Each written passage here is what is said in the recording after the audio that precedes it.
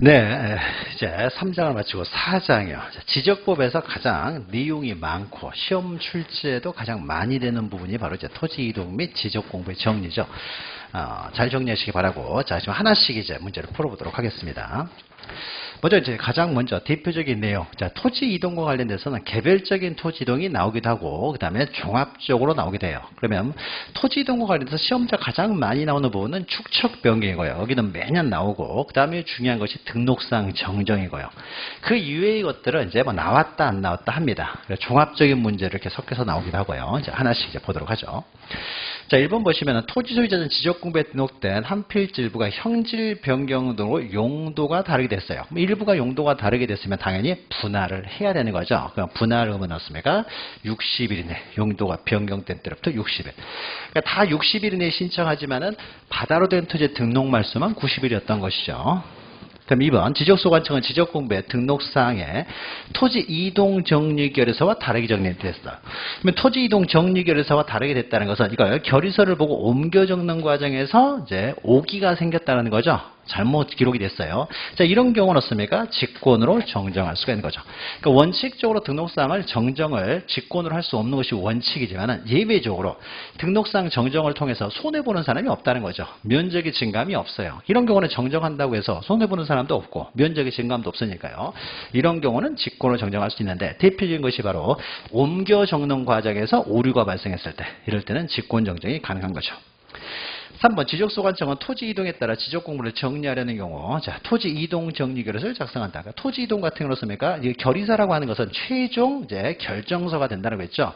그래서 조사를 하고 이런 모든 과정을 거쳐서 최종 결정을 하고 결정을 한 다음에 결정한 내용으로 정리를 하는 거죠. 결의서를 작성을 한다. 자, 4번 토지 이동 신규 등록을 제외하고 놓습니까? 토지 이동이 있게 되면요, 이제 등기 변경 등기가 필요한 경우에는 이제 등기 촉탁을 해야 되는 거죠. 등기부에도 소재 지번 지목 면적 4가지의 토지의 표시가 기록되고 등기부와 지적 공부의 일치를 위해서요. 토지의 표시는 지적 공부가 우선이기 때문에 지적 공부의 변경이 생겼는데 변경 등기가 필요하다라고 했을 때는 등기 촉탁을 통해 가지고 등기부의 일치를 꾀하고 있죠.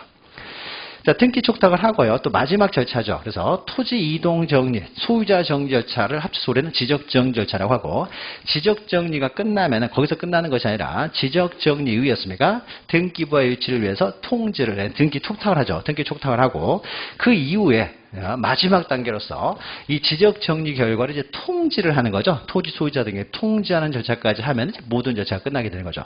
언제까지 통지하느냐에 있어서요.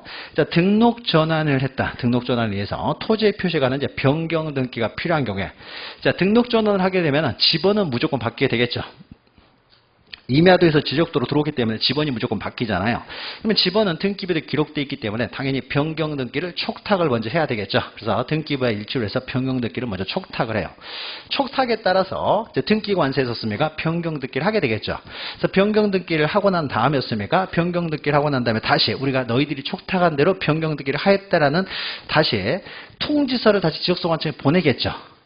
지적소관청에 보낼 거 아니에요. 그러면 통지서를 받고 난 다음에, 그럼 지적소관청에서는 등기가 이제 일치가 된 걸 확인하고 썼습니까? 그걸 먼저 확인하고 통지를 하는 거죠. 토지 소유자에게.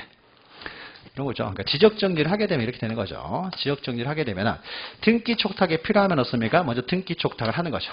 등기 촉탁을 먼저 하고요. 그럼 촉탁에 따라서 씁니까? 등기소에서요, 등기관세에서 등기 완료 통지서를 다시 보내죠. 지적소관청에. 완료 통지서를 다시 보내면 어떻습니까? 확인한 다음이었습니까? 그때로부터 이제 다시 토지 소유자들에게 이제 정리 결과를 마지막으로 통지를 하는 거죠. 그럼 등기 촉탁이 필요한 경우는 먼저 등기 촉탁을 하고 그에 따른 등기 완료 통지서가 다시 접수된 때로부터 15일 이내에 통지를 하는 거죠.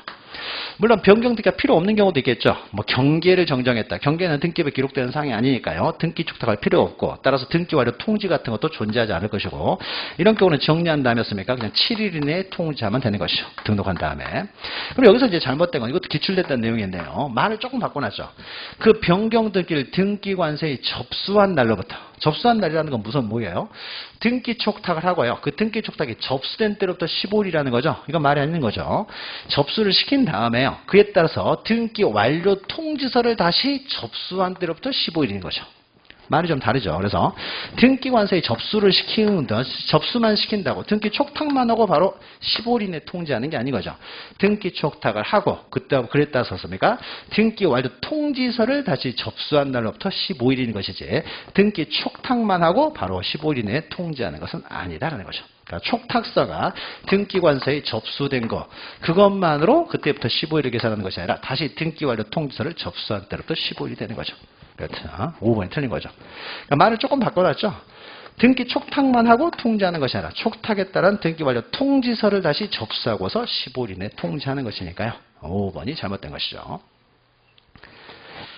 자, 말을 조금 바꿔놓는 거죠. 그러면 전혀 다른 말이 돼버리잖아요. 그러니까 이런 걸 찾아낼 줄 알아야 되는 거죠. 자, 그러면 토지 이동의 종류부터 보도록 하죠. 토지 이동 종류. 문제가 아주 쉽게 나면요. 토지 이동의 종류 이런 걸 묻는 경우도 있어요. 우리가 토지의 이동이라고 하는 것은 토지의 표시에 대해서만 우리는 토지의 이동이라고 하는 거죠. 그래서 토지의 표시를 새로 정하거나 변경 말소. 우리 토지 표시라고 하는 것은 토지의 소재, 지번, 지목, 면적, 경계, 좌표 6가지만을 말하는 거죠. 이 6가지하고 상관없는 것들은 토지 이동이 아니겠죠. 대표적인 것이 뭐 토지 소유자, 토지 등급, 소유자의 주소, 개별 공시 지가 이런 것들은 토지의 표시가 아니니까 토지의 이동이 아니고 지목은 토지의 표시니까 토지 이동에 해당되겠죠. 자, 그다음에 이제 신규 등록부터 이제 보도록 하죠. 신규 등록. 자, 토지의 이동은 토지의 표시를 새로 정하거나 변경 말소하는 것인데 가장 대표적인 새로 이제 정하는 것이죠. 정하는 것으로 이제 신규 등록이 있는 거죠. 자, 1번은 신규 등록 대상 토지죠. 그래서 새로 조성된 토지, 그러니까 공유수변을 매립했다든지 아니면은 다 등록했다고 등록된 줄 알았는데 등록이 누락됐던 토지가 있어요. 그러면 그런 것 들었습니까? 새로 등록하겠죠. 그러니까 신규 등록은 최초로 새로이 등록하는 것을 말하는 것이죠. 자, 신규 등록도 신청 의무가 있죠. 90일이 아니라 60일이죠. 60일 내에 신청해야 된다라는 거죠. 자, 이 3번 보시면요. 토지의 표시도 등록할 것이고, 지적공배는 소유자도 기록이 되잖아요.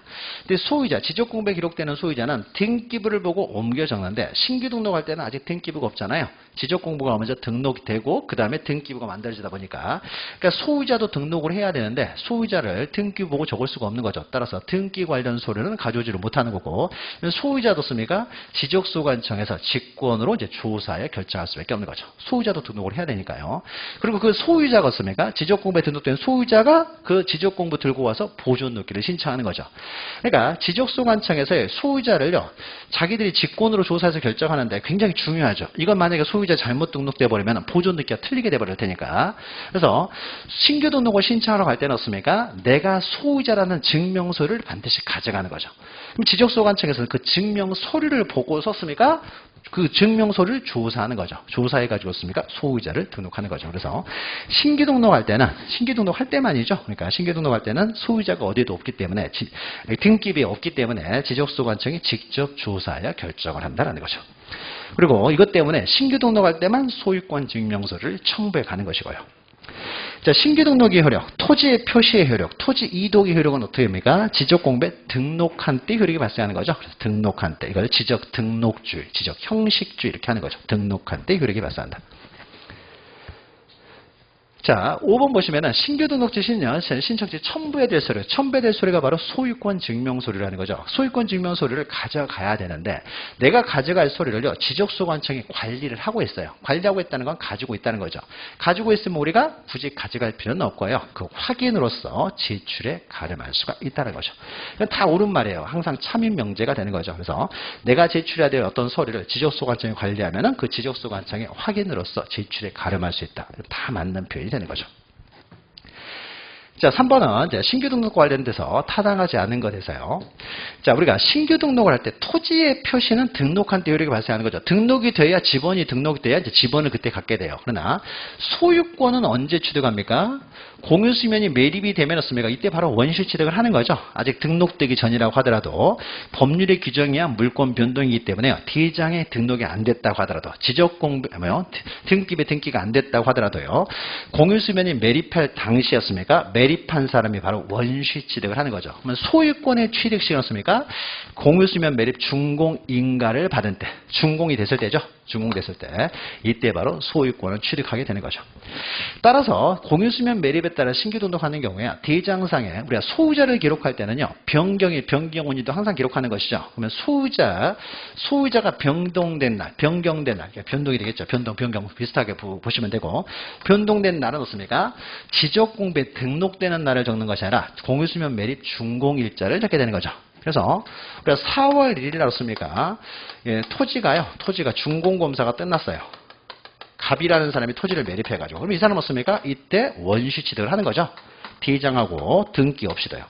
그리고 난 다음에요. 그러는데 60일 이내에 신규 등록을 신청하면 되기 때문에 5월 1일 날요. 신규 등록을 신청을 했어요. 그래서 신규 등록이 5월 1일 날 이루어졌습니다. 그러면 대장이 이때 만들어지는 거죠. 그럼 대장이 만들어지면 지번을 정하게 되겠죠. 소재 지번, 지목 면적을 적게 되고 또 소유자도 기록할 거 아니에요. 그럼 소유자를 기록하면 여기는 이제 갑이라고 기록을 하겠죠. 갑이라고. 그러면 소유자를 기록할 때는 이제 변경일도 적게 되는데 변경일은요. 자, 지번이 효력을 받게 되는 때는 어떻습니까? 5월 1일 날 신규 등록이 되기 때문에 이 지번은요. 5월 1일부터 효력을 발생하게 되는 거죠. 그 전에는 지번이 없었죠. 그때 이 지번을 부여할 때요. 1004의 1번지라고 했어요. 그러면 이 토지가 1004의 1번지가 되는 시기는요. 5월 1일 등록이 되어 그때부터 1004의 1번지가 되는 거고 그 전에는 지번이 없었던 거예요. 그럼 소유권을 기록할 때는 뭐라고 적어요? 소유권, 변경일을 적어야 되겠죠. 그럼 소유권 변경일을 뒀습니까? 5월 1일 적으면 안 되죠. 이 사람 언제부터 소유권 취득했어요? 4월 1일부터 소유권 취득했잖아요. 4월 1일을 적게 되는 거죠. 4월 1일. 그러니까 소유권이 먼저인 거. 이 사람은 소유는 4월 1일부터 시작했으니까요. 그렇죠. 그러니까 소유권의 변동일자. 우리가 소유권은 물권이죠. 소유권은 이거 사법상의 권리잖아요.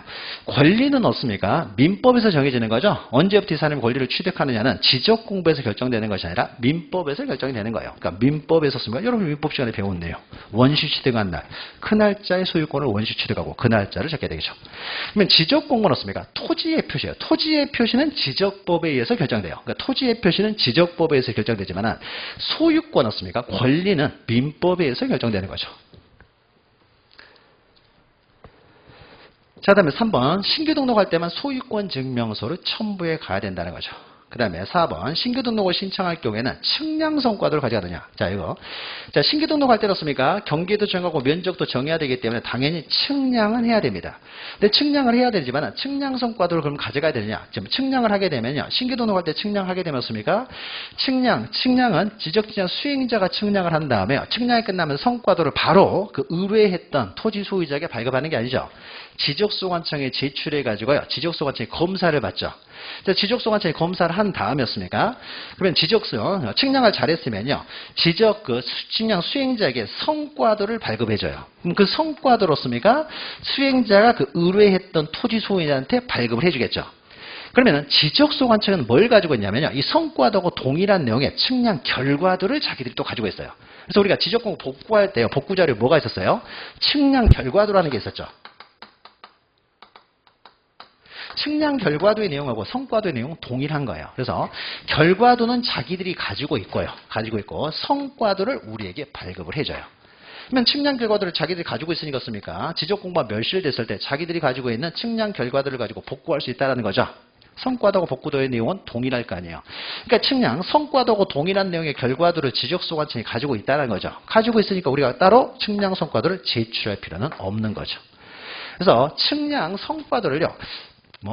분할도 마찬가지고, 등록 전환도 마찬가지고 반드시 측량은 해야 돼요. 측량은 해야 되지만은 지적소관청에서 다 측량 결과도를 가지고 있기 때문에요. 측량 성과도를 따로 제출할 필요는 없습니다. 그러면 측량 성과도를 가져가는 유일한 경우가요. 등록상 정정이죠.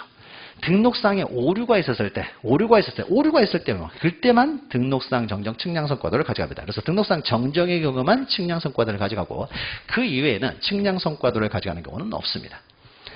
그러니까 소유권 증명서를만 가져가면 되는 거예요. 자, 5번 보시면은 신규 등록 같은 경우는 아직 등기부가 없으니까 등기 촉탁을 하지 않는 것이죠. 그러니까 등기 촉탁을 하지 않는 유일한 예외라고 보시면 돼요. 신규 등록은 등기 촉탁을 하지 않는다. 등기 촉탁과 관련돼서 시험 문제가 나오면요. 하나밖에 안 나왔어요. 지금까지. 신규 등록은 등기 촉탁을 하지 않는다. 요거 기억하시면 돼요. 자, 그 다음에 4번 보시면 이제 방금 했던 거죠. 자, 신규 등록을 할 때는요, 첨부해야 될 서류, 소유권 증명서를 첨부한다고 했잖아요. 소유권 증명서를 첨부한다고 했어요. 거기 이제 해당되지 않는 걸 찾으라는 거죠. 그래서 신규 등록할 때는 항상 이제 소유권 증명서를 가져간다. 소유권 증명서를 이제 대표적인 예시가 3가지가 있죠. 그래서 법원의 확정 판결서 정본 또는 사본, 갑이 소유자라는 확정 판결서 있으면 소유권 증명서의 예시가 될 것이고요.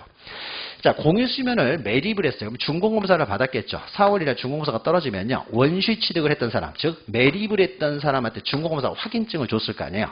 그럼 준공검사 확인증에 나와 있는 사람이요, 매립했다는 사람이라는 걸 증명하는 거죠. 그러니까 신규 등록할 때요, 준공검사 확인증 4번 들고 오면 되는 거죠.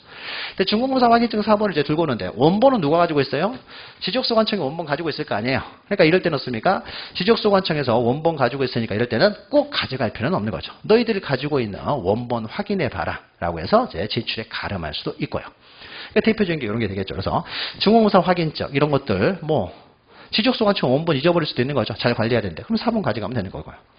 또 도시계획구역의 토지를 그 지방자치단체 명의로 등록합니다. 그러니까 도시계획구역의 토지로서 국가가 소유하는 토지인데 어떤 지방자치단체 안에 있는 국가가 소유하는 토지가 있는데 그 토지를 그 지방자치단체가 우리가 좀 가졌으면 해요.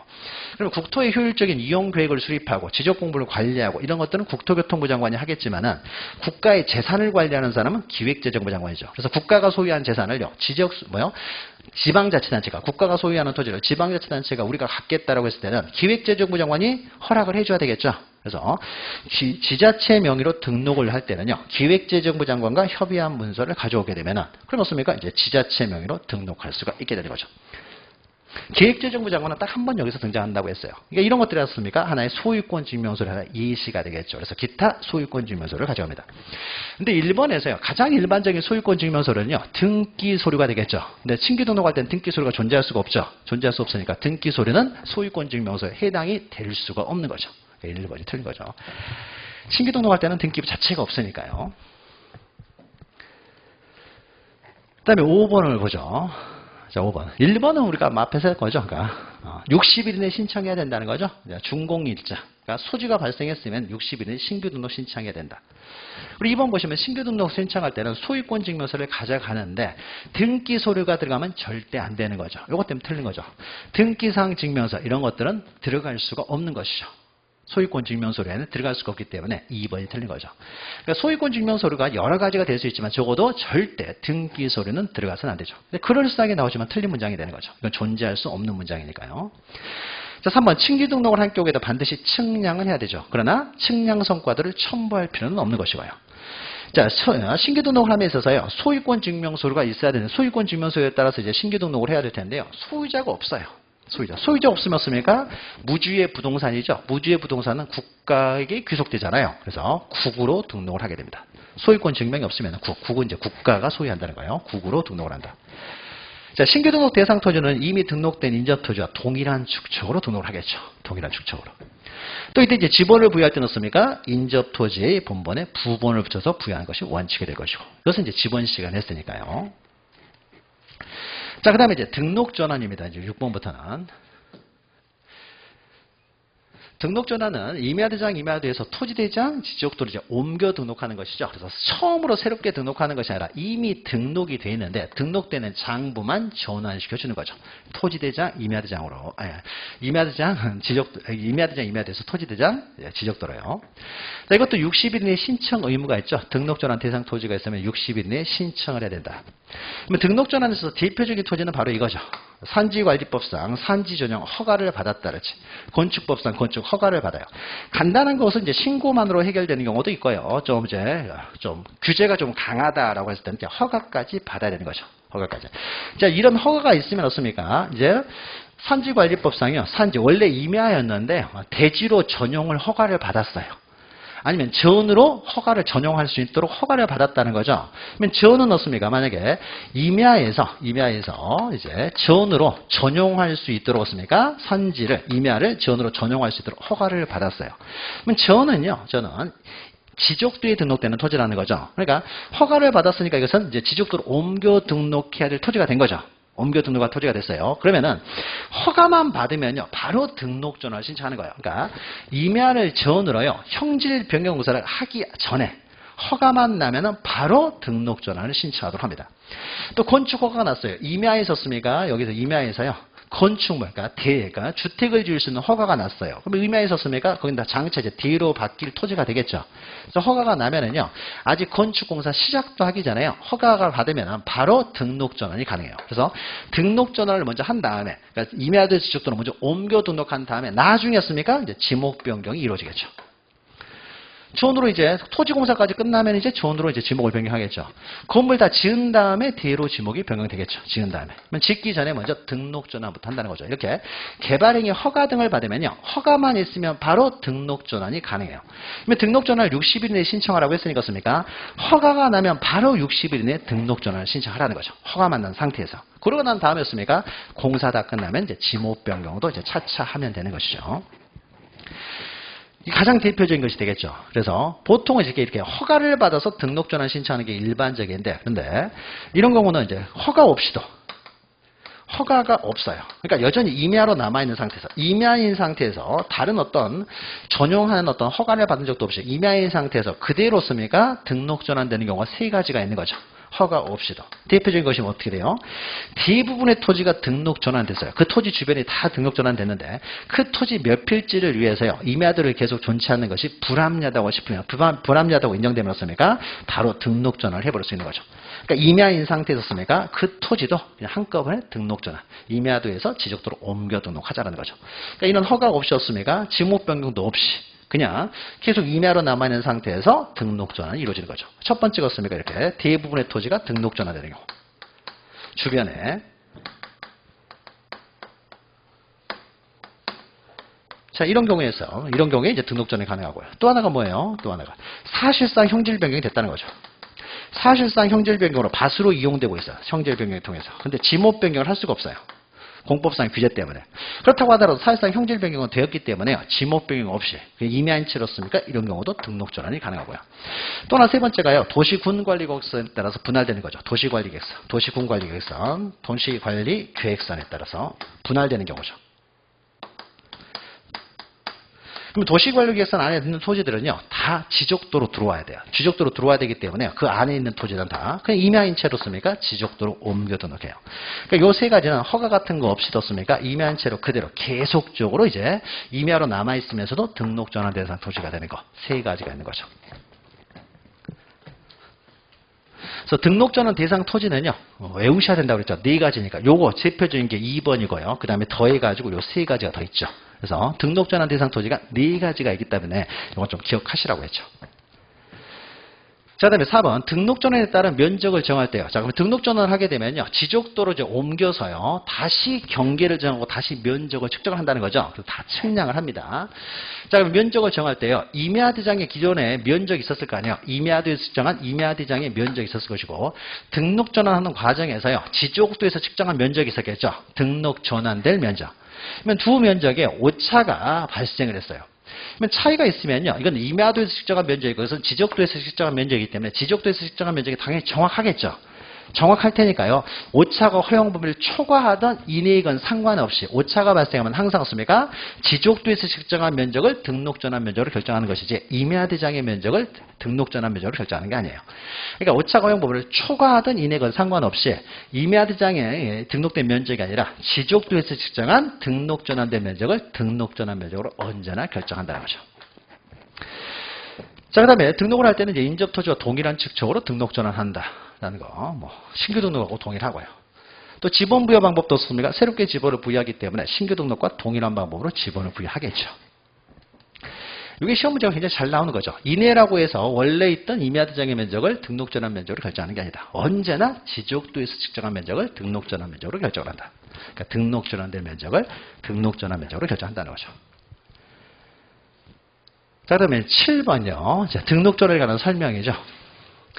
자, 임야대장의 면적과 등록 전환된 면적의 차이가 법령에서 규정한 오차형 범위를 초과해요.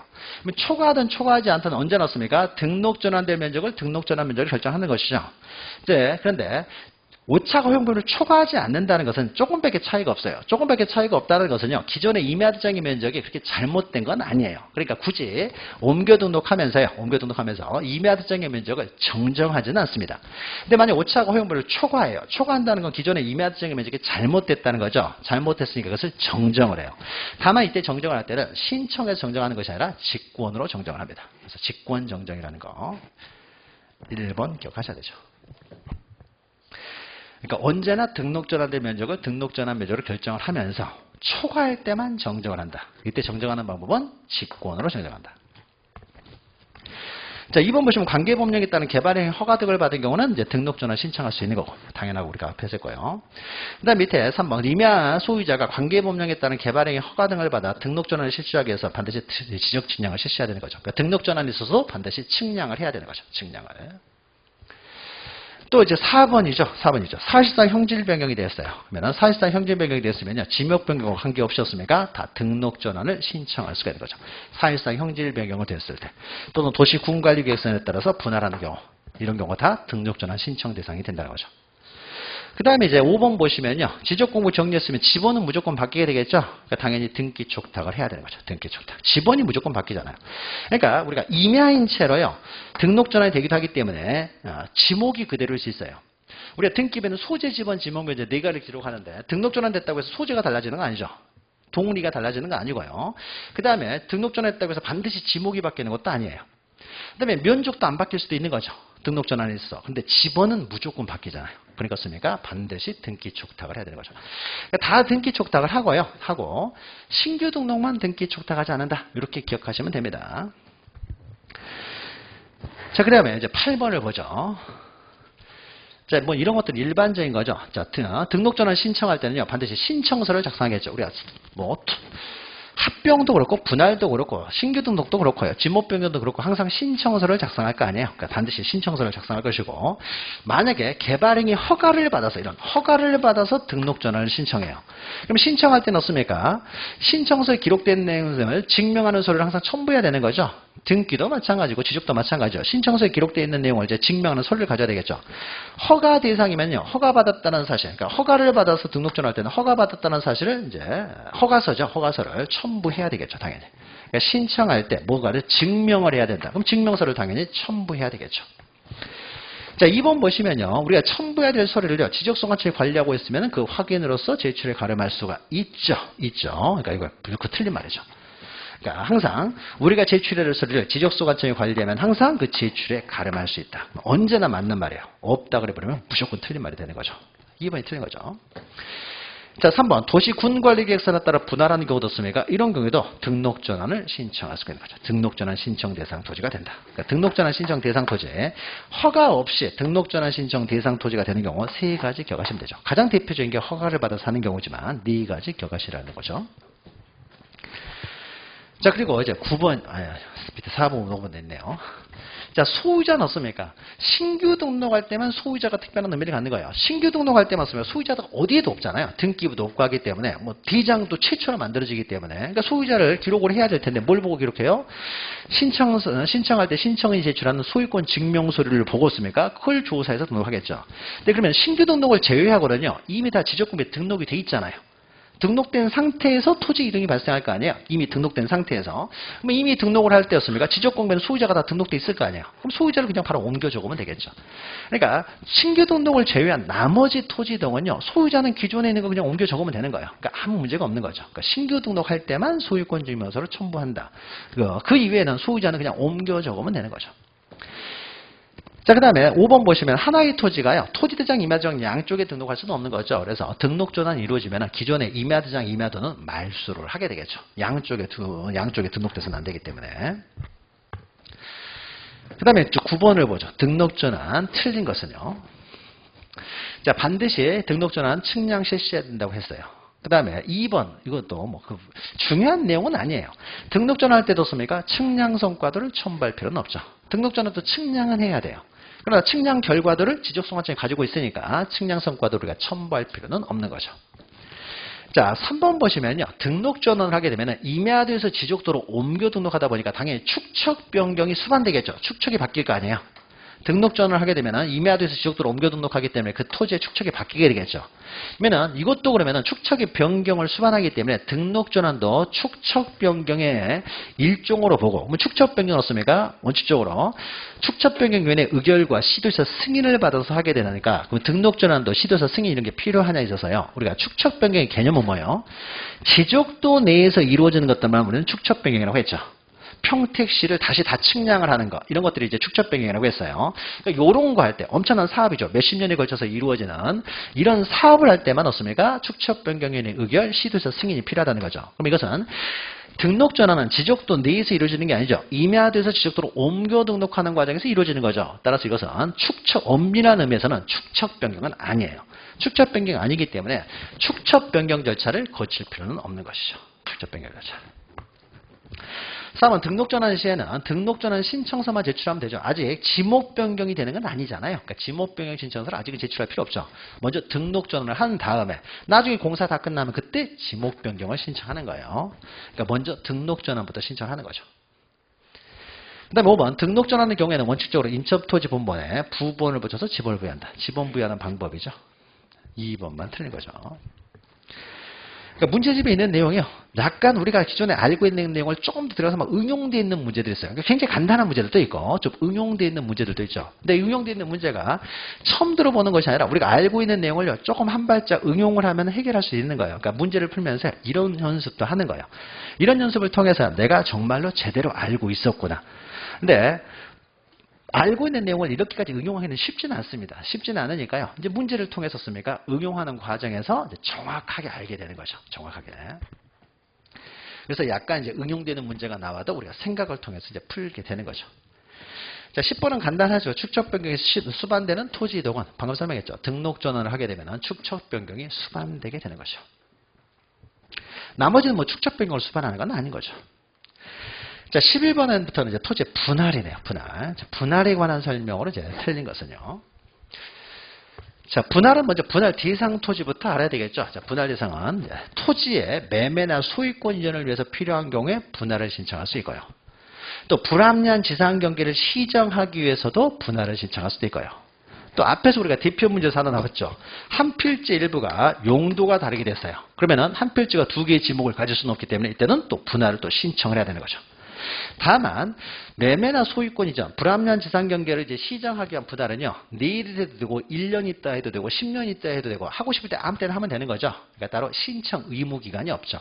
근데 한 필지 일부가 형질 변경으로 용도가 다르게 되면은 지목이 변경돼 버리기 때문에 이럴 때는 분할을 신청해야 되는 거죠. 부신청 기간은 이제 60일이 되고요. 다만 이제 3번 볼 때요. 3번 볼 때 이제 분할을 할 데 있어서 공법상 규제를 받아요. 그러니까 허가 등을 받아서 분할할 수 있도록 해놓고 있어요. 공법상 규제를 받고 있으면 항상 다 동일하죠. 공법상 규제를 받고 있으면 공법상 규제를 통과했다는 소리를 반드시 가져가야 되겠죠.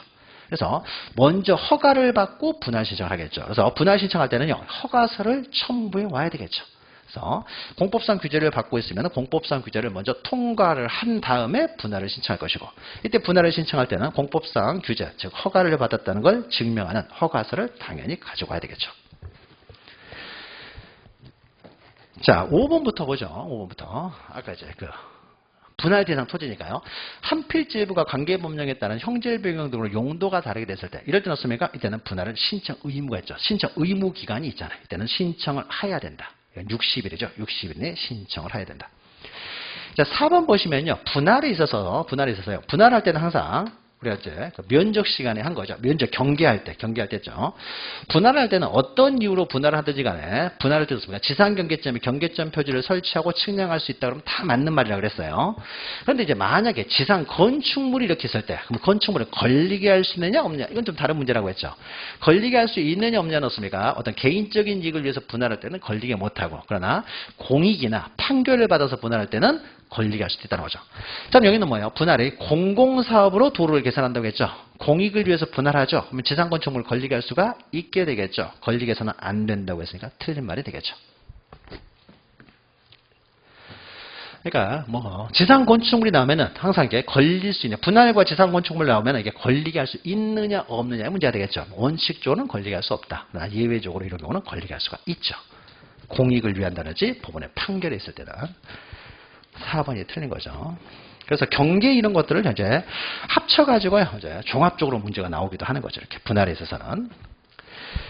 자, 12번은요. 갑 소유 토지 300제곱미터 일부를 을에게 매도하기 위해서 분할하려고 해요. 일부를 매도하려면 어떻습니까? 당연히 분할이 전제가 돼야 되는 거죠. 분할한 다음에 매도를 해요. 자, 틀린 것은요. 자, 분할하기 위해서는요. 분할하기 위해서는 일부를 매도하기 위해서 분할을 해야 되고, 분할하려면 어떻습니까? 측량부터 해야 되겠죠. 그래서 측량을 먼저 의뢰를 해야 되는 거죠. 자, 의뢰하고자 하는 경우는 지적지장 수행자에게 의뢰를 하는 거죠. 수행자에게 의뢰를 해요. 그럼 현재 토지 소유자는 갑이기 때문에 갑이 이제 토지 이동 신청으로 분할을 신청을 하는 거죠. 분할을 신청하기 위해서는 어떻습니까? 먼저 수행자이겠습니까? 먼저 분할을 측량을 의뢰하고요. 그러면은 매수인 을도 어떻습니까? 갑이 분할할 줄을 모르면요. 우리가 뒤에서 하는 거죠. 매수인도 어떻습니까? 매도인인 소유자를 대신하여 분할을 신청할 수도 있죠. 그럼 분할을 신청하려면 어떻습니까? 먼저 분할 측량부터 해야 되기 때문에 의뢰할 수도 있고요. 뒤에서 나오죠. 그래서 채권자, 이런 매수인과 같은 채권자도 분할을 신청할 수가 있죠. 여기서 이제 갑이 정상적으로 토지 소유자가 하는 경우고요. 2번 매도할 토지가 분할 허가 대상에 허가를 받아야 된다. 그러면 허가부터 받고 분할을 신청해야 되죠. 분할 신청할 때 습니까? 그 허가를 받았던 허가서 사본을 첨부해야 된다. 당연한 것이죠. 자, 3번 보시면요. 분할 측량을 할 때는요. 분할되는 필지마다 면적을 측정하는 거예요. 필지마다 측량하는 거죠. 그래서 필지마다 측량하지 않아도 된다가 아니라 필지마다 측량합니다. 3번이 틀린 것이죠. 그 다음에 4번 보시면 분할에 따른 지상경계는요. 지상건축물을 걸리게 결정해서는 안 되는 게 원칙이죠. 특히 이거는 매매잖아요. 매매. 그러면은 지상건축물이 아니라 매매를 통해서 분할할 때도 씁니까? 분할할 때는 지상 경계점에 경계점 표지를 설치하고 측량을 할 수는 있죠. 지상 경계점에 경계점 표지 설치하고 측량할 수 있다 그러면 다 맞는 말이니까요. 매매할 때 당연히였습니까? 지상 경계점에 경계점 표지를 설치하고 측량을 당연히 할 수가 있는 거죠. 다만 이렇게 지상 건축물이 있다라고 하면 걸리게 할 수 있느냐에 있어서 지금 매매잖아요. 그러니까 원칙적으로 걸리게 할 수가 없는 거죠. 맞죠? 필지마다 측량하는 내용, 요거 다시 한번 설명하면은요. 그래서 나중에 우리가 뒤에서 요 비슷하게 나오기 때문에 요 면적이 분할하기 전에 면적이 Z였다고 했을 때요. 그러니까 면적이 이제 오차의 문제는 주로 등록 전환과 관련돼서 시험 문제가 많이 나오지만 분할도 언제든지 나올 수는 있습니다. 그래서 이 두 토지를 한 토지를 분할합니다. 분할해가지고 요 토지가 있고 요 토지로 분할했어요. 그럼 이 토지 면적을 측정해야 될 거 아니에요? X 측량을 해야 되겠죠. 그러면은 요 면적을 측정을 하고요. 그럼 요 면적은 측정하지도 않고 Z-X 우리가 수학을 좀 배웠으니까 X 해가지고 그대로 측량하지 않고 그냥 뺄셈만 해가지고 이렇게 등록할 수 있느냐? 이게 안 된다는 거죠. 이래버리면요 문제가 생기는 거죠. Z 면적이요. 이 지적구에 등록된 면적이 좀 틀릴 수도 있잖아요. 이게 만약에 틀리면 어떻습니까? 이것도 당연히 또 틀리겠죠. 그리고 지금은 어떻습니까? 요 면적을 측정할 때는요, 50년 전에 측량을 했고요. 여러분이 뭐 측량 자주 하는 거 아니잖아요? 내가 살아생전에 내가 살고 있는 동안 측량을 해본 적이 없으신 분들도 많아요. 자기가 소유하고 있지만 측량할 일이 없는 경우들도 있죠. 그러니까 사고 팔 때 그럴 때 한 번씩 측량을 하는 거죠. 근데 부동산 거래가 그렇게 자주 있는 건 아니기 때문에요.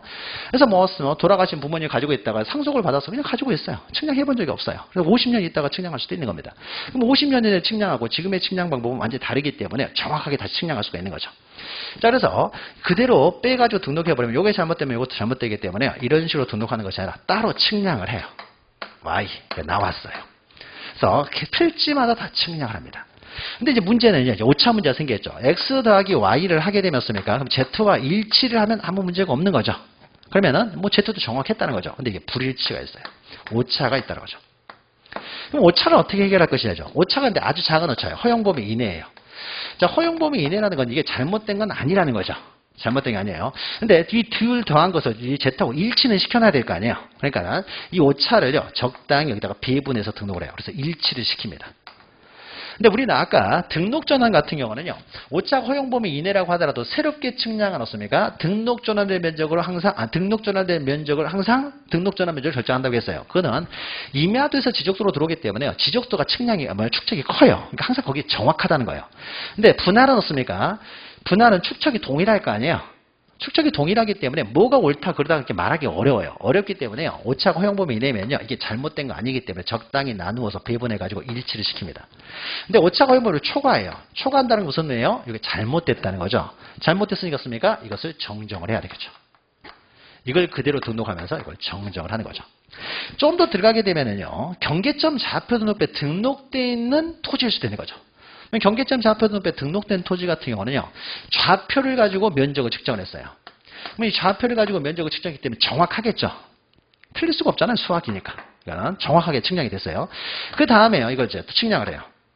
좌표를 가지고 측량을 했겠죠. 그다음에 그 좌표를 가지고 다시 측량을 했어요. 그러면 이 둘을 더한 거하고요. 이 Z는 어떻습니까? 반드시 일치할 수밖에 없는 거죠. 불일치한다는 건 수학이 아니잖아요. 그렇죠? 당연히 산수할 때도 어렸을 때 하는 건 어렵어요. 산수하잖아요. 이 둘을 더한 것은 이거하고 면적이 일치해야 되는 거죠. 일치하지 않으면 말이 안 되는 거죠. 반드시 일치해야 돼요. 근데 일치하지 않을 수도 있어요. 우리가 반올림을 하기 때문이죠. 그러니까 소수점 끝까지 다 구해버리면 어떻습니까? 반드시 일치할 수밖에 없겠죠. 소수점 끝까지 구하게 되면. 근데 소수점 끝까지 구하는 게 아니잖아요. 여기는 0.1의 자리까지로 끊어버리잖아요. 그러니까 만약에 보죠. 등록하는 방법이 틀려질 수가 있어요. 만약에 이 면적이요. 만약에 24.6이 나왔다고 해보죠. 24.46이 나왔다고 해보죠. 그럼 등록할 때는 어떻게 등록했어요? 이거는 1의 자리까지 끊어가지고 24.5로 등록했겠죠? 그렇죠? 1의 자리에 해서 5 초과니까요. 이렇게 등록했을 거 아니에요. 24.5로 등록을 했겠죠. 그러면 이 면적을 측정했더니 얼마가 나왔냐면요. 12.23이 나왔어요. 이 면적이 얼마가 나왔냐. 12.23이 나왔어요. 정확할 수밖에 없잖아요. 정확할 수밖에 없죠. 이거 수학이니까 정확할 수밖에 없어요. 그럼 이렇게 나오면 어떻게 이거 어떻게 등록해야 돼요? 이거 12.2로 등록해야 되겠죠. 여기 넣었습니까? 반을 이렇게 버려야 되니까. 여기 넣었습니까? 이것도 12.2로 등록해야겠죠. 버려야 되잖아요. 이거는. 3이니까. 오차가 발생할 수밖에 없는 거예요. 그러니까 반올림하다 보면 오차가 발생하는 거예요. 그러면 반올림하다 생기는 오차라는 건 뭐예요? 아주 작은 오차가 되겠죠. 아주 작은 오차가 되기 때문에 어떻습니까? 이게 잘못된 건 절대 아니잖아요. 그러니까 어떻습니까? 경계점 좌표등록부에 등록된 지역에서 만약에 면적에 측정을 해가지고 둘 더했더니요. 불일치가 생겨요. 불일치가 생기면요. 이건 어떻습니까? 이건 수학이기 때문에요. 절대 불일치가 생겨서는 안 되잖아요. 안 되니까 어떻습니까? 이런 거는요. 다 여기에 맞춰요. 그러면 이거는 끝수를 버린 거고요. 끝수 올렸기 때문에 생긴 오차죠. 그러면 끝수를 살짝 올려가지고 둘 중에 하나를요. 0.1을 더해주는 거예요. 그래서 일치를 시키고. 여기를 이렇게 등록하고 이렇게 등록해버리면 안 되잖아요. 안 맞아버리니까. 이게 잘못된 게 아니니까 항상 여기다 맞추는 거죠. 그래서 하나는 12.3으로 해야 되겠죠. 하나는 12.2로 하고요. 이렇게 썼습니까? 오차를 적당히 배분해서 나눠가지고 일치를 시켜야 되겠죠. 그러니까 경계점 좌표등록부 등록 지역에서요. 면적은 오차는 없습니까? 없애야 돼요. 오차가 발생한다는 자체가 문제가 있는 거기 때문에. 그래서 만약에 적으면 끝수를 살짝 올려가지고 일치를 시키고 이게 만약에 더 커버릴 수도 있는 거죠. 그러면 끝수를 살짝 버려가지고 일치를 시키는 거예요. 항상 증감이 없도록 일치를 시킵니다. 자, 그게 이제 나올 거예요. 이제 다음 문제에서. 일단 3번이 이제 틀린 것이고 필지마다 다 측량을 한다는 거죠. 자, 그 다음에 5번 보시면 분할 측량을 할 때는요. 지상 경계점에 경계점 표지를 설치한 후 측량할 수 있다. 이런 말 나오면 무조건 맞는 말이라겠죠. 여기에 지상 건축물의 말 없잖아요. 그러면 지상 경계점에 경계점 표지를 설치하고 측량할 수 있다. 무조건 맞는 말이라겠죠. 자, 13번을 보죠. 토지의 분할에 관한 설명으로 틀린 것은. 자, 1번은 우리가 앞에서 했고요. 허가 대상이면 허가서 가져오라는 것이고요. 또 허가서를 가져가려고 했는데요. 지적소관청이 관리하고 있어요. 그러면 그 확인으로서 제출에 가름할 수 있고요. 자, 그 다음에 3번 보시면 한 필지 일부가 형질 변경도로 용도가 다르게 됐어요. 자, 용도가 다르게 돼가지고 분할을 신청합니다. 자, 용도가 다르게 돼서. 그러면 용도가 다르게 돼서 분할을 신청할 때는 분할 신청 의무가 60이라는 분할 신청 의무가 있고요. 그러면 이때 분할 신청서에는 분할의 내용만 들어가기 때문에요. 그러면 이 용도가 바뀌었기 때문에 이 토지는 지목도 바뀌게 되겠죠. 그러면 지목 변경 신청서도 함께 제출합니다. 그래서 분할 신청을 하는 경우에 때 지목 변경 신청서로 분할 신청서를 가름한다든지 반대로 분할 신청서로 지목 변경 신청서를 가름할 수 있는 것이 아니고요. 동시에 신청을 하되요. 신청서는 따로따로 함께 제출을 해야 하는 거예요. 그래서 함께 제출합니다. 그러니까 분할 신청서도 작성하고 지목 변경 신청서도 작성하고 그래서 이것을 함께 제출을 한다. 그러니까 어느 하나에 의해서 다른 하나를 가름할 수는 없다는 거죠. 3번이 틀린 거죠. 그 다음에 4번 보시면은 방금 했던 이제 면적이 오차 문제예요. 자, 분할 전후 면적, 필지마다 면적을 측정하다 보니까 이런 문제가 생기는 거죠. 그래서 필지마다 면적을 측정한다는 거예요. 그래서 전후 면적의 차이가 오차 효용범위 이내예요. 이내면 어떻습니까? 아주 작은 차이니까 이게 잘못된 게 아니니까요. 이 둘 더한 걸 여기에 맞춘다는 거죠. 그러니까 그 오차를 적당히 분할 후의 면적에 적당히 나누어서요. 일치를 시킵니다. 나누어 등록한다는 거예요. 근데 허용범위를 초과해버리면 어떻습니까? 기존의 면적이 잘못됐다는 것이니까 이것을 정정을 하는 거고요. 그 다음에 경계점 좌표등록부 등록된 지역의 토지 분할에 있어서는요. 분할 전과 분할 후에 각 필지 합이요. 분할 전의 면적하고요. 불일치가 생겨서는 절대 안 되는 거죠. 그러니까 증감이 없도록 합니다. 증감협도를 하는데요. 그러니까 증감협도를 하는데, 그러니까 끝수 처리를 통해서 하는 거예요. 끝수 처리 때문에 생긴 오차이기 때문에 더했는데 기존의 분할전의 면적보다 커요. 그러면 끝수를 살짝 없애가지고. 둘 더한 게 기존의 면적보다 적어요. 그럼 끝수를 살짝 올려가지고 항상 일치를 시켜서 증감이 없도록 한다는 거죠. 자, 14번을 보죠. 14번도 이제 분할과 이거는 민법적인 내용하고 좀 연결되어 있는 것인데요. 자, 토지의 개수는요, 등기부에서 결정되는 게 아니죠. 지적공부에서 결정되는 거죠. 그래서 지적공부에 등록된 필지수가 표준이 되겠죠. 기준이 되는 거죠. 자, 그다음에 2번. 일정한 토지가 지적공부에 한 필지 토지로 등록된 경우 그 토지의 소재, 지번, 지목, 매직, 경계에 잡혀놓습니까? 토지의 표시는 지적공부에서 결정되는 거죠. 그래서 등록으로서 특정이 되고 소유권의 범위도 원칙적으로 넣습니까? 지적공부상의 경계에서 확정되는 거죠. 지적공부. 그러니까 토지의 표시는 지적공부가 우선이다라는 거죠. 3번 한 필지의 토지를 수필 토지로 분할하여 등기하려면 어떻습니까? 그러니까 분필 등기를 하려면요. 먼저 지적법상의 분할이 먼저 이루어져야 되는 거죠. 지적법상의 분할 없이 등기부상 분필 절차가 이루어질 수는 없는 거죠.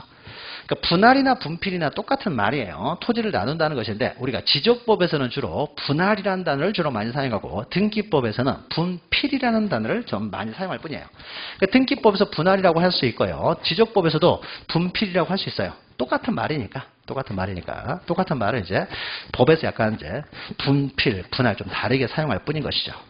그래서 지적법에서 먼저 분필이 이루어져야 되는 거죠. 4번 등기부에서만 분필이 이루어졌어요. 그러니까 등기부상에서만. 그러니까 지적법에서는 분할이 없는데 등기부에서만 분필이 이루어지면요. 이거는 무효가 되는 거죠. 그럼 그 무효인 토지요. 지적소관청에서 분할 절차를 거친 바가 없이 등기부에서만 분필이 이루어진 경우 이런 건 어떻습니까? 등기부 시효 취득도 할 수가 없는 거죠. 존재하지 않은 토지가 돼버리는 거죠. 그러니까 예를 들어서 100번지 토지가 있습니다. 지적법에 100번지 한 토지밖에 없어요. 한 토지밖에 없는데 지적법에서는 100번지가 하나의 토지였을 뿐인데요. 등기부에서는요. 이게 두 필지로 분필이 됐어요. 하나는 100번지, 하나는 101번지. 그러면은 우리 지적법에서는 토지가 한 필지죠. 근데 등기법에서는 어떻습니까? 그러니까 지적공매는 한 필지인데 등기부에서는 두 필지로 되어 있다는 거죠. 그러면 이 토지는 한 필지예요, 두 필지예요? 한 필지만 있는 거죠. 지적공부에서 결정되는 거예요. 그러면은 우리가 이 토지는 어떻습니까? 이 토지는 100번지 하나의 토지만 존재하는 것이지 100의 1번지라는 것은요. 존재하지 않은 토지예요. 지적법에 100의 1번지가 없잖아요. 등기부에서만 지금 100의 1번지가 있는 거예요. 그러면 지적법에서 100의 1번지가 없으면요. 등기부에 100의 1번지가 이렇게 등기되어 있다고 하더라도 100의 1번지라는 건 존재하지 않는 거예요. 그러니까 만약에 100의 1번지에 대해서 만약 을 앞으로 등기가 되어 있으면요. 이건 뭐예요? 100의 1번지가 을이 소유자로 등기되어 있으면요. 이 사람은 존재하지도 않는 토지에 대해서 지금 등기가 되어 있는 거죠. 100의 1번지라는 건 세상에 없는 토지예요. 100번지만 존재하지 100의 1번지라는 존재하지 않습니다. 그러니까 이 등기도 당연히 무효가 되겠죠. 존재하지 않는 토지에 대한 등기니까 무효가 될 것이고요. 존재하지 않는 토지를 얻었으니까 시효취득할 수도 없는 거죠. 존재하지 않는 토지를 어떻게 시효취득해요? 적어도 존재해야 시효취득을 할 수가 있는 거죠. 그러니까 등기부 시효취득도 할 수가 없는 거죠. 이건 아마 여러분들 그 민법 시간에요. 이 관련된 판례들이 좀 나오곤 하죠. 자, 15번부터는요. 토지의 합병에 관한 내용입니다. 합병. 합병을 보죠. 5번만 틀린 것이고요. 자, 합병과 관련돼서는요. 이제 우리가 알아야 될 건 합병과 관련돼서는 합병을 할 것이냐 말 것이냐는 원칙적으로 자유롭지만은 때로는 어떻습니까? 합병을 해야 되는 합병 의무가 있는 경우가 있고요. 때로는 하고 싶어도 못하는 합병이 제한되는 경우가 있다는 거죠. 그래서 합병 의무가 있는 경우, 제한되는 경우 둘을 잘 기억하셔야 되는 거죠. 그러면 의무가 있는 경우에 이제 1번이죠. 의무가 있으면 60일 이내에 이제 60일 이내 합병 신청을 해야 되는데 그럼 합병 신청해야 될 의무가 있는 토지의 이제 지목들이요. 공동주택 부지, 아파트 단지를 말하는 거죠. 아파트 단지는 어떻습니까? 합병하라는 거죠. 그러니까 대지권 기록하는 거 좀 편리를 위해서요. 대지권 기록하는 것을 좀 편하게 하기 위해서 공동주택 부지는요. 다 합병을 하도록 하는 거죠. 그럼 요거 하나 끊고요. 그럼 뒤에 나오는 토지들은 공동주택 부지니까 이건 아파트 단지니까 다 사유지가 되겠죠. 그러면 뒤에 나오는 이제 지목들이 나와요. 뒤에 나오는 지목들이요. 11가지가 나와요. 11가지가 나오는데 보통은요. 물론 개인이 소유하는 경우도 있긴 하지만요. 일반적으로는 국공유지들이에요. 개인이 소유하는 경우는 거의 없고 일반적으로 국공유지로서요. 굉장히 넓고 굉장히 길어요. 보기 좋게 합병을 하라는 거죠. 그래서 합병 신청 의무가 있는 토지가 11가지가 있는데 국공유지로서 굉장히 넓고 길고 한 토지들이다. 이렇게 기억하시면 돼요. 그러면 이 11가지가 있는데 여기서 2자로 된 것이 6개가 있고요. 4자로 된 것이 5가지가 있어요. 그래서 투자, 네자로만 돼 있다. 이렇게 기억을 하시고요. 물론 11가지를 외워버리시면 편하겠지만 이게 11가지가요. 시험에 예전에 아주 오래전에 나온 적도 있어요. 합병 의무가 있는 토지가 아닌 것. 뭐 이렇게 나올 수 있으니까 외우면 가장 좋겠지만 이걸 11가지 다 외우기 힘들기 때문에 그러니까 일반적으로 넓고 길고 한 국공유지로서 투자나 네자로 되어 있다. 기억하시면 돼요. 자, 그럼 보죠. 도로, 제방, 길죠. 하청 길고 국어 길죠. 이런 거 뭐 개인이 소유하는 경우는 없죠. 유원지는 세자죠. 이거 틀린 거죠. 유원지 대신에 유지가 들어가야 돼요. 유지 넣습니까? 유지는 이제 호수를 말하는 거죠. 호수. 굉장히 넓죠. 일반적으로 국공유지죠. 그래서 세자로 된 건 해당이 안 됩니다. 유지가 되죠. 그러니까 유원지 때문에 틀린 거죠. 유원지는 해당 사항이 없습니다. 유지가 해당되지. 그 다음에 공장용지, 학교용지 굉장히 넓죠. 철도용지, 수도용지 길죠. 공원 넓죠. 체육용지 굉장히 넓죠. 개인이 소유하는 경우는 거의 없습니다. 이런 것들만 이제 합병 신청 의무가 있다는 거죠. 그래서 지목들도 우리가 아주 오래전에 나오고요. 최근에는 나온 적이 없지만 지목 11가지. 그러니까 공동주택 부지는 기본적인 전제로 하고 11가지를 참고로 좀 기억하시기 바랍니다. 다 외우면 좋겠지만 외우지 못하면요. 이런 식으로 힌트라도 좀 기억하세요. 자, 2번 보시면요. 2번은 이제 합병할 수 이제 없는 경우가 나오죠. 자, 지목이 같으면 합병할 수가 있죠. 원칙적으로. 지목이 다르면 합병을 못해요. 근데 지목은 같은데요. 일부 토지가 용도가 다르게 돼요. 분할 대상 토지라는 거죠. 그러니까 두 토지를 합병하려고 하셨습니까? 지목이 같으면 합병할 수 있어요. 근데 여기에요. 둘 다 과수원이었는데 여기다가 이 사람이 주거용 건축물을 여기다 지어버렸어요. 그러면 어떻습니까? 분할 대상 토지를 가지고 있죠. 그럼 단순히 과수원으로습니까? 이렇게 합병을 하지는 못한다라는 거죠. 과수원으로 합병을 못한다. 이럴 때 어떻게 해야 돼요? 분할 신청을 하면서 합병 신청을 해야 되는 거죠. 자, 그래서 합병 신청과 동시에 이제 분할 신청을 하는 경우라면 가능하지만은 분할 신청을 따로 하지 않으면서 단순히 합병 신청만 할 수는 없다는 거죠. 그러니까 지목이 같으면 원칙적으로 합병할 수 있지만 지목이 같다고 하더라도 그 토지 일부가 용도가 다르게 되어 분할 대상 토지를 가지고 있으면 단순히 합병하지는 못한다는 거죠. 그 다음에 3번 보시면 합병하는 토지의 주 소유자가 동일하면 또 합병할 수 있죠. 소유자가 동일하면. 소유자가 다르면 합병을 못하고 소유자가 동일하면 합병을 할 수는 있습니다. 근데 소유자가 동일하다고 하더라도 이렇게 되는 거죠. 둘 다 소유자가 갑이라고 똑같아요. 둘 다 소유자가 동일하다고 하더라도 주소가 다르게 돼 있어요. 합병하면 주소를 하나만 적어야 되죠. 두 개를 적을 수가 없는 거죠. 그렇습니까? 주소를 먼저 일치시켜야 되죠. 그럼 둘 중에 하나가 잘못됐을 거 아니에요. 이건 서울에 살 때 취득한 물건, 이건 부산 살 때 취득한 물건. 서울에서 부산으로 이사 갔으면 이 서울이 잘못된 것이고 부산에서 서울로 이사를 갔으면 부산이 잘못된 거죠. 그래서 먼저 주소부터 일치하고 합병을 해야 되지. 주소가 다른 상태를 그대로 두고 나서는 합병을 못한다. 그 다음에 4번 보시면요. 여기서는, 그러니까 여기서 이거죠. 소유자가 동일하면 합병할 수가 있지만은 다만 소유자가 동일하다고 하더라도 주소가 다르면 합병을 못한다는 것이고요. 자, 4번은 축척과 관련된 거죠. 축척이 다르면 합병을 못해요. 그러면 축척이 동일하면 합병할 수 있는데 이거는 축척이 동일하다고 하더라도 이렇게 하는 거죠. 축척이 동일하다고 하더라도 두 토지가 축척이 동일하니까 합병할 수 있을 것처럼 보이는데 그 중에 한 필지가요. 축척 변경 시행지역으로 편입이 됐어요. 축척 변경 시행지역으로 편입이 돼버리면 어떻습니까? 그 축척이 달라져 버릴 거 아니에요. 그럴 때는 애초에 합병을 하지 말라는 거죠. 그래서 구획정지, 경정리, 축척 변경 시행지역 안의 토지와 밖의 토지는 지금 현재는 축척이 동일하다고 하더라도 합병을 못하게 하는 거죠. 자, 5번은 이제 등기와 관련된 내용이죠. 등기와 관련된 내용. 두 개를 합병하려고 하는데요. 단순히 소유권만 등기가 되어 있으면 어떻습니까? 합병에도 상관이 없겠죠. 소유권 없습니까? 한 필지 일부에 대해서는 소유권 등기를 못해요. 둘 다 갑이 소유하잖아요. 소유하니까 어떻습니까? 이거는 합병에 뒀습니까? 전체에 대해서 갑 소유로 등기할 수가 있잖아요. 그러니까 등기가 가능하기 때문에 소유권만 단순히 등기가 되어 있으면요. 당연히 합병할 수가 있어요. 근데 소유권만 등기되어 있으면 합병할 수 있는데 만약에 이 토지에요. 소유권에 기타 등기가 있어요. 을이라는 사람이요. 가압류가 되어 있어요. 아니면 처분금지 가처분, 환매특약, 가등기가 되어 있습니다.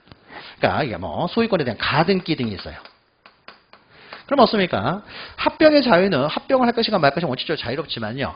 타인을 손해를 주면서까지 합병하는 건 막아야 되겠죠.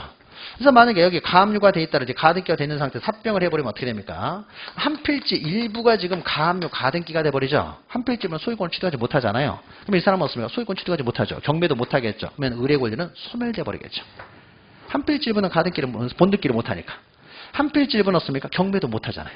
그러니까 이 사람의 권리가 침해되는 거죠. 따라서 습니까? 단순히 소유권 등기만 내는 것이 아니라 소유권에 대한 가등기, 가압류, 판매 특약 등기 이런 게 돼 있으면 습니까? 이 사람의 권리를 보호하기 위해서 이럴 때는 합병을 할 수가 없는 거죠. 이 사람 권리를 위해서 이럴 때는 합병을 못하는 거죠.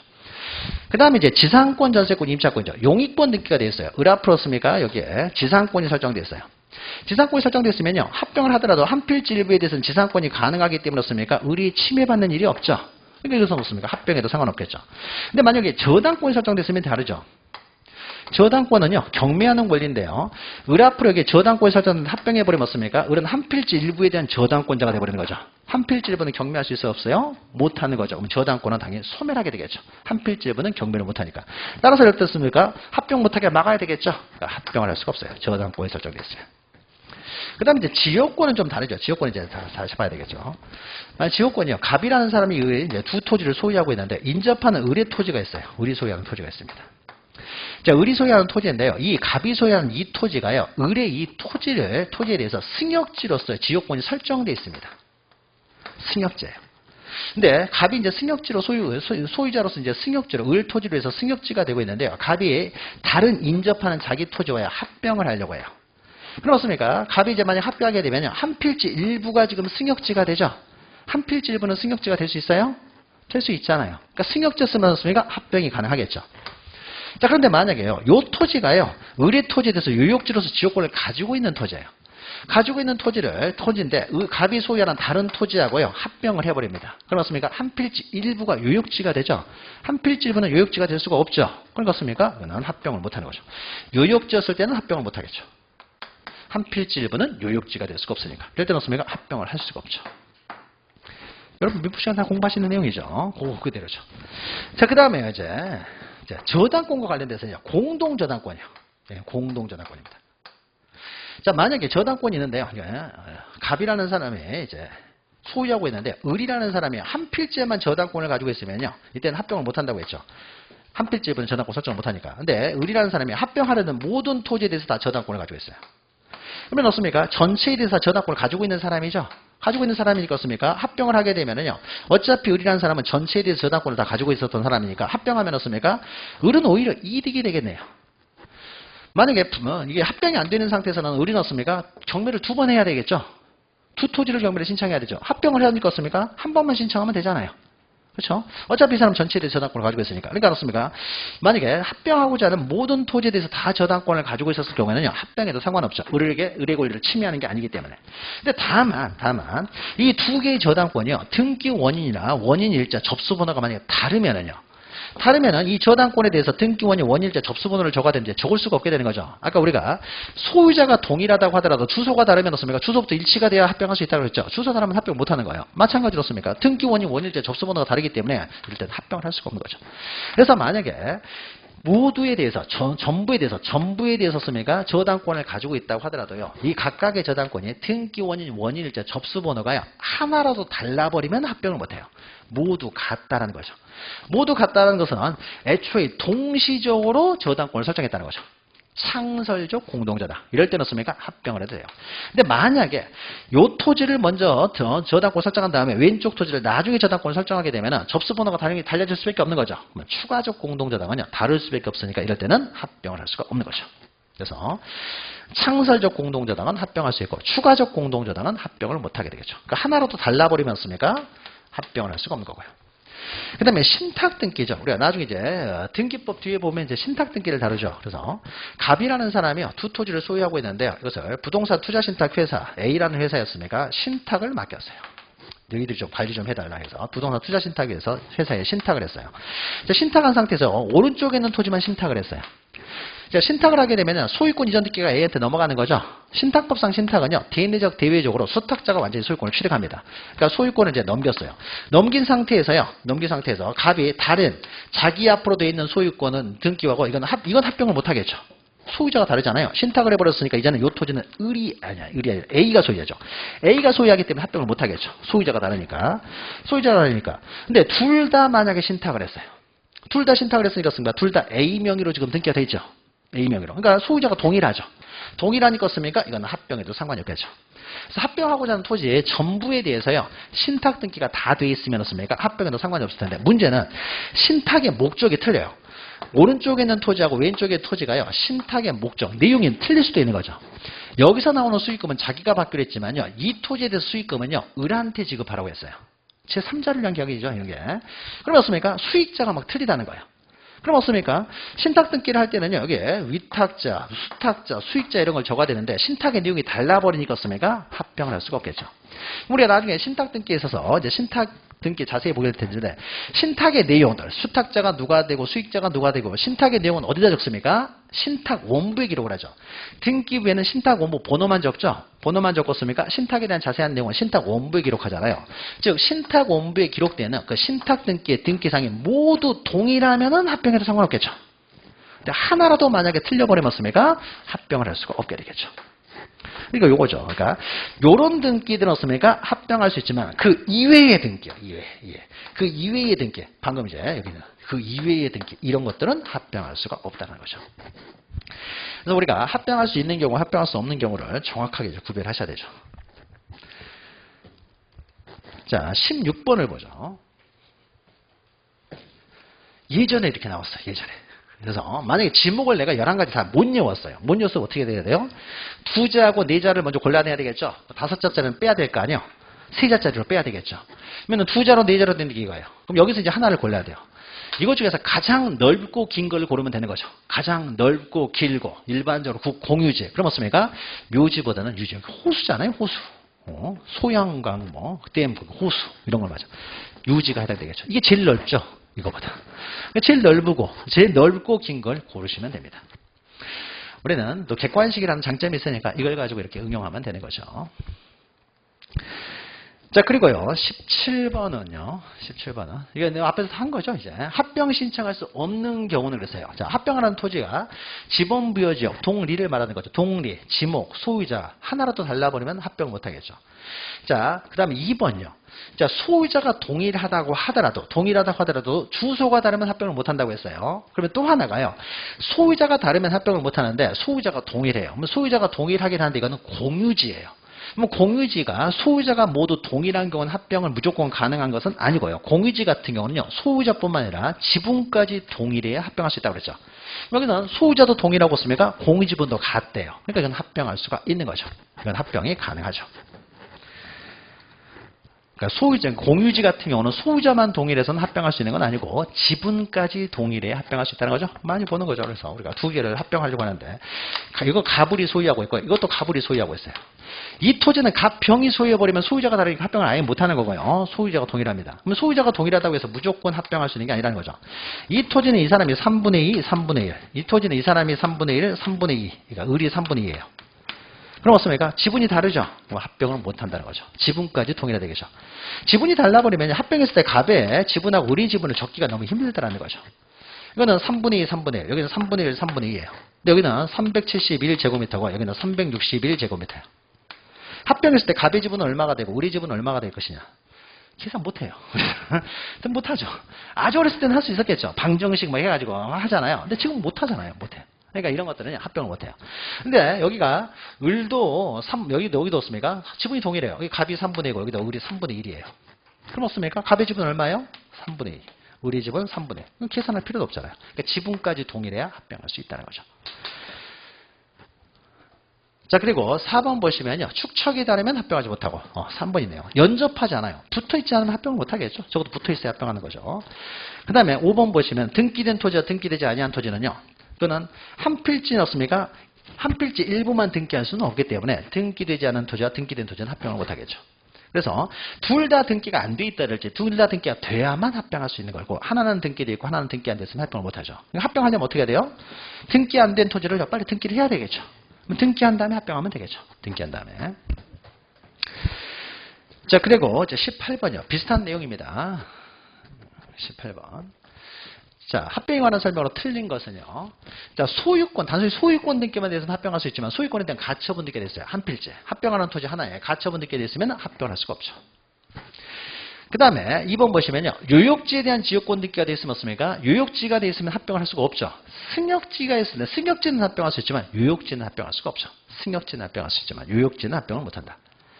그 다음에 3번 보시면요. 합병은 어떻습니까? 면적경계 좌표 이동이 있음에도 불구하고 유일하게 측량하지 않는 것이 바로 합병이라고 했죠. 합병이에요. 그래서 측량을 하지 않고요.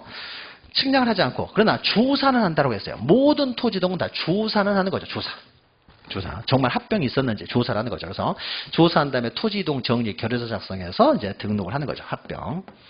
그러니까 측량은 안 한다고 해서요. 조사도 안 하는 건 아닙니다. 모든 토지등은 다 조사를 하고 다만 어떤 거는 측량하고 어떤 건 측량하지 않는 거죠. 면적경계 좌표는 측량하고 소재 지번 지목은 측량하지 않는다. 다만 면적경계 좌표 이동이 있음에도 불구하고 유일하게 측량하지 않는 것이 합병인 거죠. 그럼 합병의 경우는 어떻게 하느냐? 이런 경우 경계와 좌표는 없습니까? 그냥 말소해버리면 될 것이고 면적은 합산해버리면 되겠죠. 간단하게 해결한다. 그 다음에 소유자는 없습니까? 이미 등록되는 사람이 있을 거 아니에요. 소유자가 동일하지 않으면 합병을 할 수가 없으니까요. 그 이미 등록되는 소유자를 그대로 옮겨 적으면 되겠죠. 그러니까 신규 등록을 제외하고는요. 소유자 문제는 굉장히 단순하다는 거죠. 그냥 옮겨 적으면 되는 거예요. 다.